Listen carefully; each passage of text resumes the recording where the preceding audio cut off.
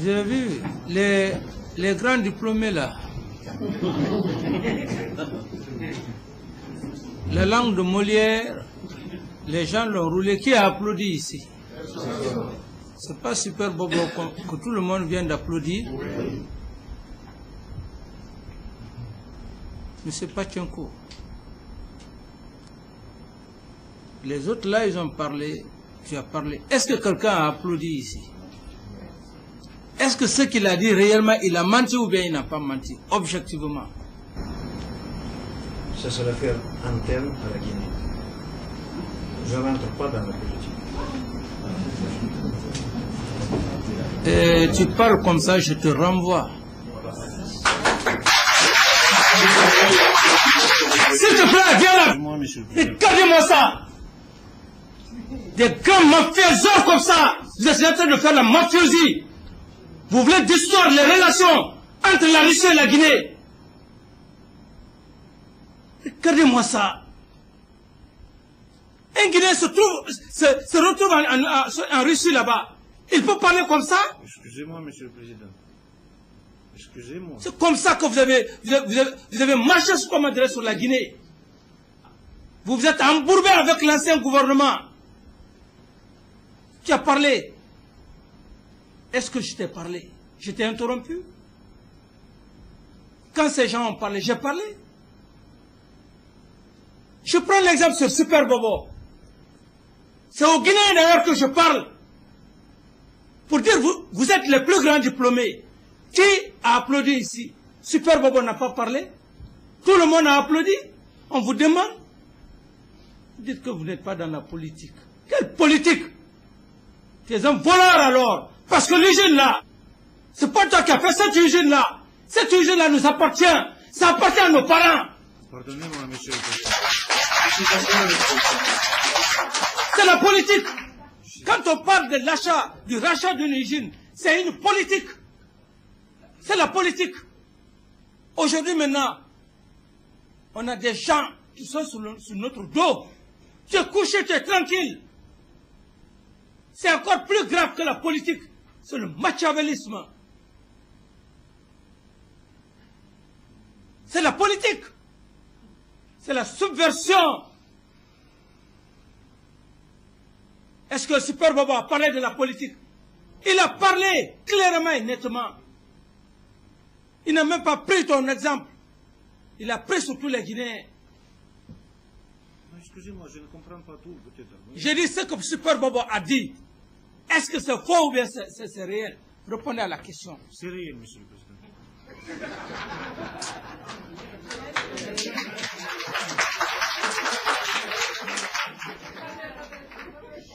Vous savez, il faut qu'on soit honnête.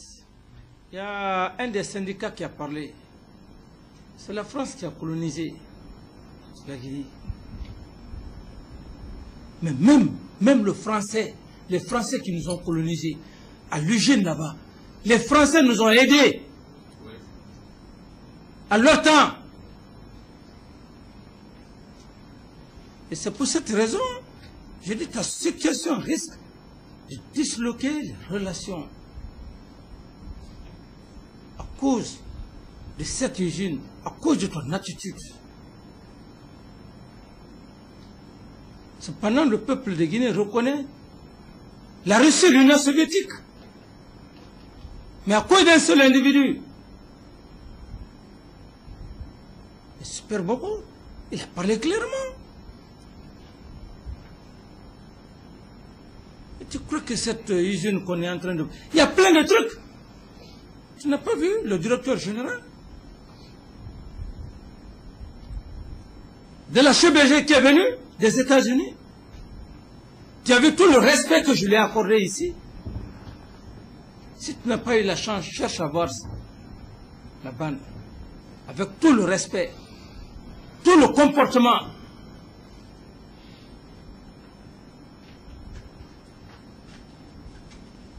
Vous demandez, vous dites que vous pensez que c'est la politique. Monsieur le Président, tu dis que tu n'es pas politique. Est-ce qu'on est en train de parler... Attends, on est en train de parler de partis politiques ici? Non, je vous demande. Est-ce qu'on discute un problème de parti politique? Non, Monsieur le Président, non. C'est pas l'usine? C'est pas l'économie? C'est l'économie. N'est-ce pas? Les Guinéens sont perdants. On a des problèmes. Et comment avez-vous fait ce contrat? Ce contrat fait, aujourd'hui on a des problèmes. L'État n'a rien. Et ce n'est pas vous qui avez construit cette usine.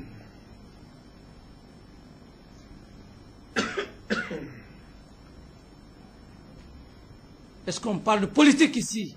On parle d'économie. Moi je l'ai dit, hein, je ne suis pas ces gouvernants, ces anciens gouvernants que vous avez vus, hein, je suis très différent d'eux. Parce que moi je n'ai pas besoin de votre argent. Je n'ai pas besoin que je sois corrompu pour prendre les biens de l'État donnés.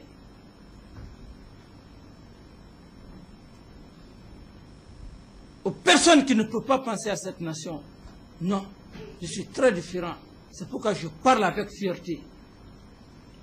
Je n'aurai jamais besoin d'un sou de vous. Même si vous me donnez combien de millions de dollars, je n'en ai pas besoin.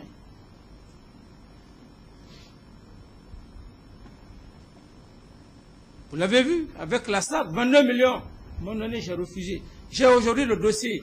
Les 22 millions sont déjà au niveau de la Banque centrale. Monsieur le secrétaire général, les 22 millions. Sont déjà à la Banque centrale, ils sont domiciliés là-bas. N'est-ce pas? Oui, monsieur. Vous pensez que nous sommes en train... Tu es en train de blaguer avec la vie d'une nation. Jamais, Monsieur le Président. Tu blagues avec la vie d'une nation.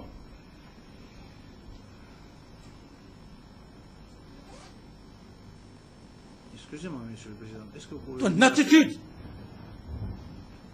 ta façon de répondre. Tu crois que tu as affaire aux gens que tu as connus? Monsieur le Président, excusez-moi. Faites le faveur, excusez-moi. Si j'étais impoli, excusez-moi. Peut-être je n'ai pas compris tout. Vous pouvez pardonner au moins que je ne sais pas dans la langue maurienne. Maintenant, je vous demande, il y a des risques de fermeture pour l'usine. L'approvisionnement n'est pas à point. Est-ce l'usine, tu dois l'approvisionner ou tu ne vas pas l'approvisionner jusqu'à nouvel ordre? Au cas où tu n'arrives pas à l'approvisionner, quelles sont les solutions que nous devrons prendre en votre encontre? Répondez à la question. Attendez, nous n'avons pas même examiné la non-possibilité d'approvisionner. L'usine devrait être approvisionnée, il sera approvisionné. Tu vas l'approvisionner ou bien tu ne vas pas l'approvisionner? Non, non, non, il sera Au approvisionné. cas où l'usine s'arrêtait Il ne devrait pas s'arrêter. par manque d'approvisionnement, Monsieur le Président, il ne devrait pas s'arrêter. Dans notre programme, ça tu n'existe prends pas. l'assurance. Je donne les paroles. Ça, c'était le point le plus important.